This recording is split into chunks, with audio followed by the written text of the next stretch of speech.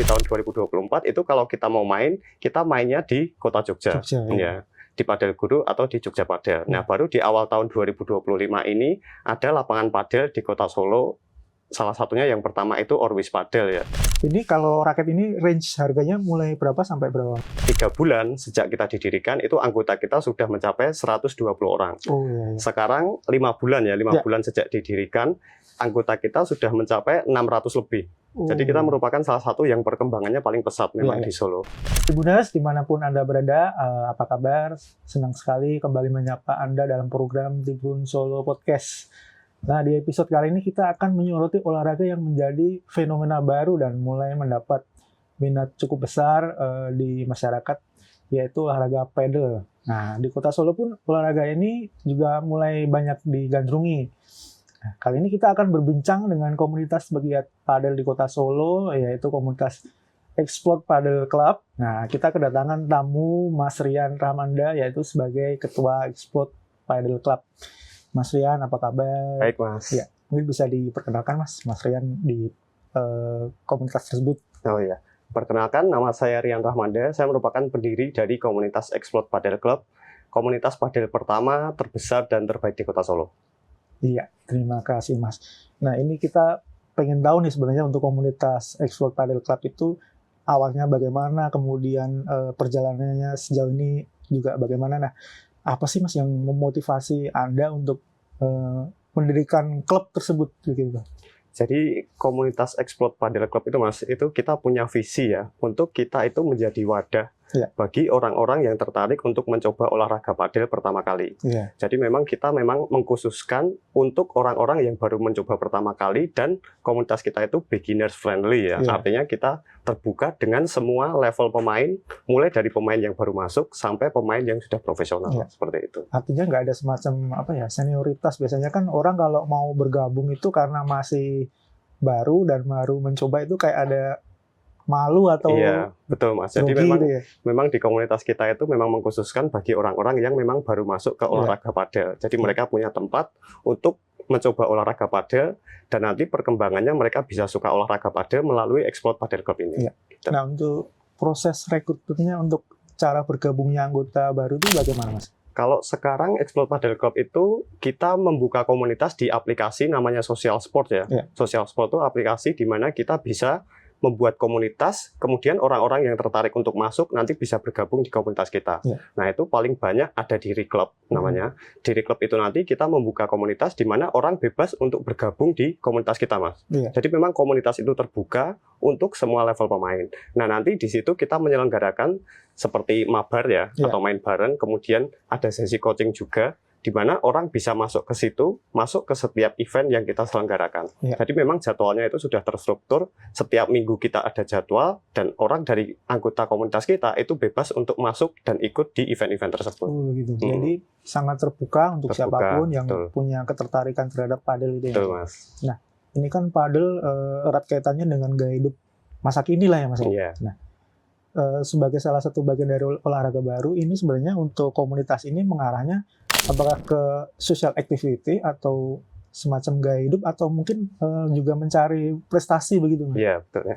Jadi kalau di Solo ya, Mas ya, kalau olahraga padel di Solo itu memang banyak orang yang berolahraga padel itu tujuannya tidak hanya sebatas profesionalitas ya. Jadi ada misalnya tujuan kesehatan gitu kan. Jadi orang pengen ikut olahraga padel ini cuma mencari kesehatannya aja. Kemudian ada yang gaya hidup ya kan. Kemudian ada seperti keluar dari rutinitas atau having fun aja gitu kan. Jadi tidak semua orang yang ikut di Explode Padel Club itu berorientasi ke ranah profesional. Tetapi memang kita menyediakan tempat bagi orang-orang dari level pemain, mulai dari level pemain pemula sampai ke pemain profesional. Tetapi memang tujuan untuk berolahraga ini dan manfaatnya itu memang tidak hanya sekedar profesionalitas, tetapi juga ada manfaat-manfaat lainnya seperti itu.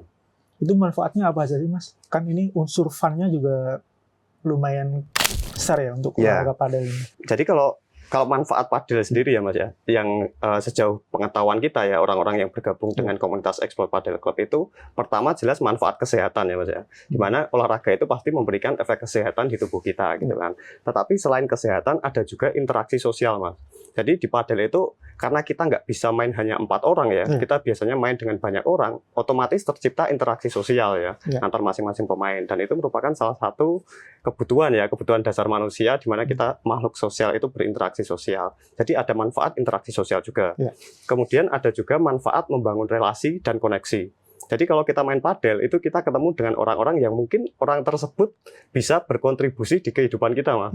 Jadi kita kenal orang-orang yang mungkin nanti bermanfaat gitu kan di kehidupan kita. Jadi ada relasi dan koneksinya. Kemudian ada juga orang yang main padel, olahraga padel itu hanya sebatas hiburan dan mereka keluar dari rutinitas. Jadi pulang kerja mereka main padel, mereka cuma having fun aja. Pengen keluar dari rutinitas, mereka mencoba olahraga padel. Terus yang terakhir, yang kelima juga ada manfaat validasi di sosial media, Mas. Jadi di sosial media itu kan banyak sekali orang yang pengen olahraga padel, menunjukkan di sosial media bahwa mereka mengikuti tren terbaru gitu ya. Apalagi bagi orang-orang yang memang profesionalitas kerja mereka ya itu berhubungan dengan mengikuti tren terbaru. Misalnya selebriti, konten kreator, influencer gitu kan. Dengan mereka mengikuti tren terbaru ini, engagement di sosial media mereka kan juga meningkat ya. Jadi kebutuhan itu juga terpenuhi di olahraga padel. Jadi manfaatnya itu memang banyak sekali.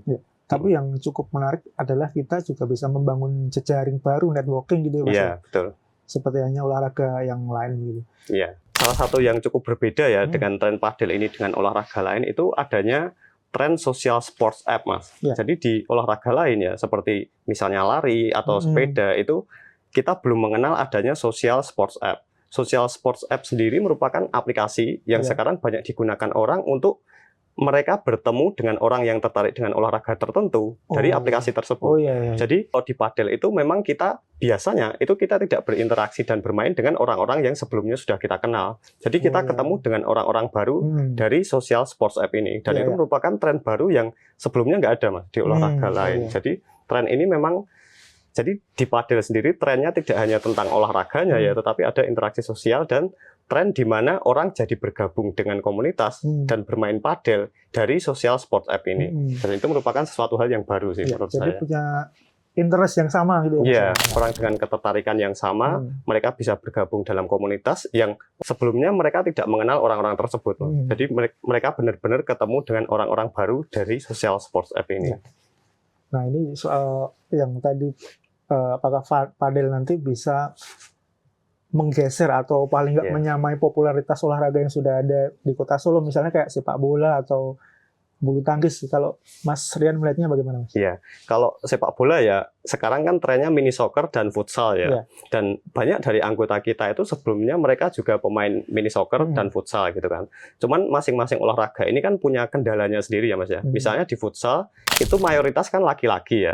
Otomatis komunitas futsal tersebut isinya memang mayoritas laki-laki, hampir tidak ada lah ya pasar untuk wanita gitu kan. Jadi padel dengan futsal itu memang target marketnya berbeda. Kalau padel memang bisa diikuti oleh semua gender, wanita juga ada, laki-laki juga ada. Tapi kalau futsal memang biasanya memang terbatas di laki-laki. Kemudian kalau futsal itu kan harus mengumpulkan banyak orang ya. Dari cerita teman-teman yang main futsal, biasanya memang mereka kesulitan mengumpulkan 10 orang lebih gitu ya. Karena kan memang kalau futsal kan kalau nggak 10, minimal 10 harus. Karena kalau di futsal kan minimal 10 orang ya untuk bisa berjalan kan. Sedangkan di padel itu cukup dengan 8 orang kita bisa berolahraga padel gitu. Bahkan minimal kan 4 orang. Hanya biasanya memang 8 orang. Nah, kalau untuk badminton sendiri, karena memang badminton itu untuk saat ini di Solo kan aksesnya lebih mudah ya Mas ya. Lapangannya lebih banyak, harganya lebih terjangkau. Itu mungkin popularitasnya masih akan di atas padel. Tetapi untuk beberapa tahun ke depan, popularitas padel itu juga bisa mungkin menyaingi badminton ini. Tetapi dengan catatan kalau memang dari segi harga ya, dari segi harga sarana dan prasarananya sudah lebih terjangkau, mungkin minat masyarakat juga akan meningkat seperti di bulu tangkis. Karena memang olahraganya lebih mudah Mas dibandingkan dengan bulu tangkis. Dan kita juga bisa, dan manfaat-manfaat lainnya seperti interaksi sosial itu juga lebih terbentuk di olahraga padel dibandingkan dengan olahraga yang lainnya. Mungkin juga kalau nanti arena lapangannya semakin banyak, otomatis harga juga mungkin lebih bersaing dan lebih terjangkau lah. Betul, karena harga di Karena harga itu kan termasuk salah satu faktor ya yang Iya, menentukan apakah olahraga itu mudah diterima atau tidak. Kalau lapangannya semakin banyak, pasti harganya semakin turun, aksesnya semakin mudah, pasti popularitasnya juga nanti akan meningkat. Ya. Nah, Betul. untuk komunitasnya ini sendiri semenjak berdiri sejak dari awal kemudian sampai sekarang itu seberapa cepat sih pertumbuhannya, kemudian sudah ada berapa, kira-kira sudah ada berapa anggota dan dari mana saja gitu Mas? Kalau komunitas Export Padel Club itu didirikan 15 Mei 2025 Mas. Iya. Karena lapangan padel di Kota Solo itu baru ada di awal Mei ya, awal Mei 2025. Nah, 3 bulan sejak kita didirikan itu anggota kita sudah mencapai 120 orang. Oh iya. Sekarang 5 bulan ya, 5 bulan sejak didirikan, anggota kita sudah mencapai 600 lebih. Jadi kita merupakan salah satu yang perkembangannya paling pesat memang di Solo. Nah, dari segi anggota, mayoritas ya 80-90% itu memang orang-orang di sekitar Kota Solo. Jadi masih orang-orang di sekitaran lokasi kita ya, Kota Solo. Tetapi ada 10%-nya ya, 10-20% itu yang dari luar kota, di mana mereka punya kesempatan bergabung di kita ketika eventnya terjadi di weekend, Mas. Jadi Sabtu Minggu itu ada orang luar kota yang biasanya bergabung dengan kita. Jadi mereka gabung di komunitas kita. Ada yang dari Bali, dari Jakarta, dari Bandung itu join juga di komunitas kita. Gitu. Itu berarti sebelum ada lapangannya atau arenanya di Solo kan otomatis kalau cari tempat bermain kan di luar Solo ya, itu di mana Mas? Kalau terdekat dulu di akhir tahun 2024 ya, itu di Kota Jogja Mas, paling dekat namanya Padel Guru ya. Jadi di Jogja itu pertama kali di sekitaran kita ya, di sekitar Kota Solo ada, itu di Padel Guru di Jogja. Kemudian ada juga namanya Jogja Padel, itu di Jogja juga. Jadi sebelum ada di Kota Solo di tahun 2024 itu kalau kita mau main, kita mainnya di Kota Jogja. Ya. Di Padel Guru atau di Jogja Padel. Nah, baru di awal tahun 2025 ini ada lapangan padel di Kota Solo. Salah satunya yang pertama itu Orwis Padel ya. Jadi Orwis Padel itu ada di Kota Solo baru bulan Mei tahun 2025. Jadi merupakan yang pertama di Kota Solo. Sampai sekarang sudah ada berapa lapangan sih Mas? Kalau sekarang ya per hari ini yang sudah beroperasi dan bisa di booking itu ada 5 lapangan Mas. Jadi dari bulan Mei sampai September ya, 4 bulan ini, 4 bulan sampai 5 bulan itu ada 5 lapangan yang sudah beroperasi. Tetapi nanti sampai akhir tahun itu yang kita ketahui akan ada 7 lagi Mas. Jadi ada 12 lapangan yang muncul di tahun 2025 ini di Kota Solo gitu. Mas, dengan pertumbuhan komunitas yang bisa dibilang sangat pesat ya Mas?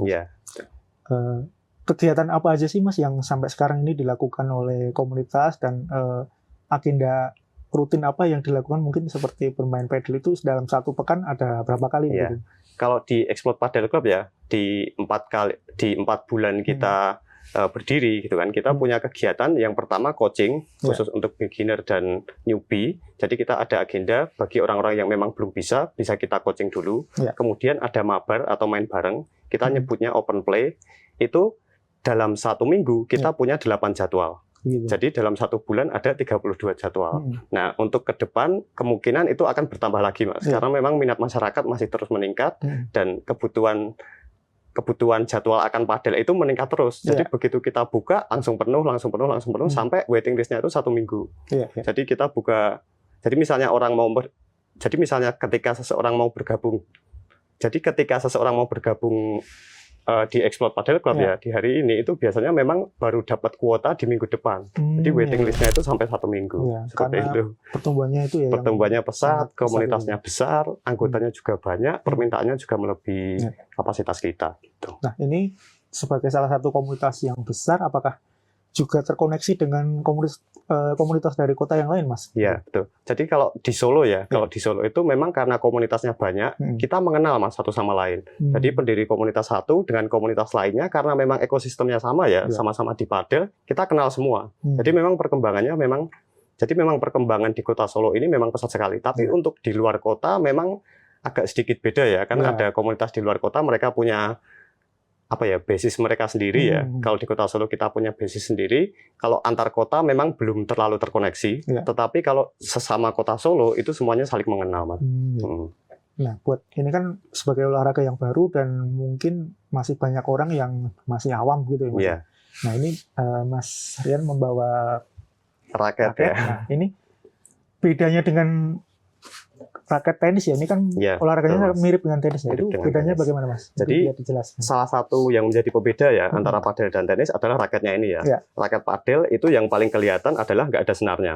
Jadi kalau raket tenis itu ada senarnya, kalau raket padel ini terbuat dari spons EVA. Jadi di Ya. dalamnya itu spons, di luarnya bisa carbon fiber, bisa material-material yang memang membuat raket ini agak sedikit empuk ya. Ya. Jadi memang terlihat besar, tapi raket ini beratnya cuman range-nya antara 340 sampai 375 gram. Oh iya. Jadi ini enteng. Kemudian raket ini tidak sepanjang raket tenis, Iya. ya kan? Kalau raket tenis itu panjang, kalau raket padel itu panjangnya hanya 45 cm. Iya. Dan itu yang menjadi salah satu pembeda. Kemudian ketika kita melakukan pukulan dengan bola dengan raket padel ini, pantulan bolanya memang tidak sebesar di raket tenis, Mas. Oh iya. Jadi kalau raket tenis itu melakukan sedikit pukulan aja bolanya memantul tinggi, Ya. kalau ini pantulannya tidak begitu. Oh iya. Pantulannya tidak begitu besar seperti di raket tenis gitu. Tapi kalau secara permainan, apakah ini lebih mudah dipelajari daripada kalau kita bermain tenis atau mirip-mirip sih, Mas? Iya, sebetulnya dari segi peraturan dan teknis ya, teknis pukulan itu hampir sama, Mas, dengan tenis. Hanya bedanya memang kalau di tenis itu biasanya di level advance ya, di level profesional itu kita pakai pukulan dengan top spin. Kalau di padel itu pukulannya biasanya menggunakan pukulan slash. Jadi perbedaan jenis pukulan yang dilakukan itu menjadi salah satu pembeda antara padel dan tenis. Kemudian sarana dan prasarananya seperti lapangannya juga beda. Kalau di tenis itu kan lapangannya lapangan terbuka ya. Tetapi kalau di padel di belakangnya itu ada wall-nya.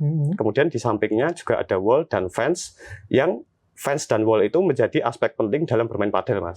Jadi bolanya bisa memantul lapangan, kemudian memantul ke wall atau fence, itu bolanya masih hidup. Oh iya. Jadi kalau di tenis misalnya bolanya keluar selesai, kalau di padel bolanya bisa memantul kembali dari wall atau fence.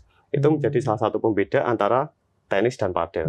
Makanya itu. Karena mungkin lebih sederhana, jadi orang tuh mempelajarinya lebih cepat. Oh iya, dari segi mempelajari olahraganya ya, olahraga padel itu memang bisa dibilang sedikit lebih mudah dari tenis ya. Ada yang bilang easy to do, tapi hard to master gitu kan. Untuk melakukannya memang mudah, tapi untuk menguasainya padel memang tidak semudah tenis karena memang ada teknik-teknik advance yang nanti harus dipraktekkan yang berbeda dengan ketika kita bermain tenis. Gitu.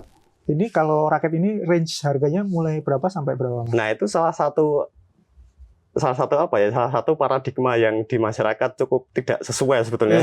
Karena di padel sendiri kita bisa range harga untuk raket padel itu ada bahkan ada raket padel yang harganya 700.000, Mas. Oh gitu. Iya, jadi 700.000 sampai 1 juta lah ya, di bawah 1 juta itu ada, tetapi raket padel yang harganya 6 juta sampai 20 juta juga ada.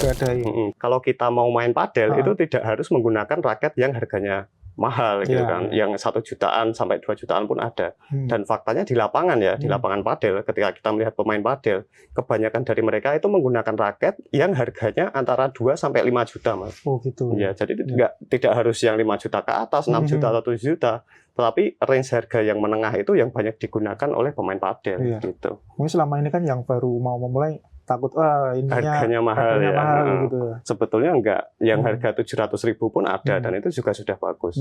Di harga 1 jutaan juga ada. Jadi raket padel ini harganya cuma 1 juta lebih sedikit. Oh iya.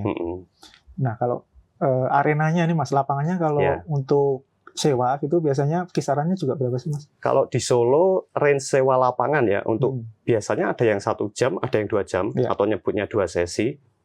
Atau nyebutnya 1 sesi ya, 1 sesi terdiri dari 2 jam, range harganya antara 400.000 sampai 600.000. Itu untuk 2 jam di Kota Solo. Jadi kalau dibagi 5 orang patungannya ya 80.000, kalau dibagi 8 orang ya cuma 50.000 gitu. Sebetulnya nggak mahal-mahal banget, Mas. Nah itu kalau di komunitasnya Mas nih difasilitasi juga nggak, kalau mau gabung tinggal bayar aja, pokoknya tahu beres gitu. Tahu beres. Kalau di kita memang lapangan itu sudah disewa ya, sudah disewa dan jadwalnya rutin. Jadi kita sudah punya jadwal rutin setiap minggu sampai akhir tahun ini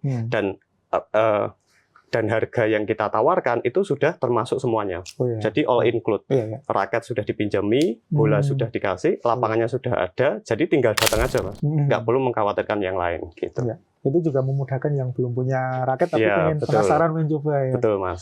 Jadi di Solo itu Nah. cuman komunitas kita yang memang raket padelnya sudah include, Mas. Iya. Biasanya mereka masih diharuskan untuk menyewa di lapangan, tambah biaya lagi. Iya. Tapi kalau di kita memang raket padelnya sudah disediakan. Gitu.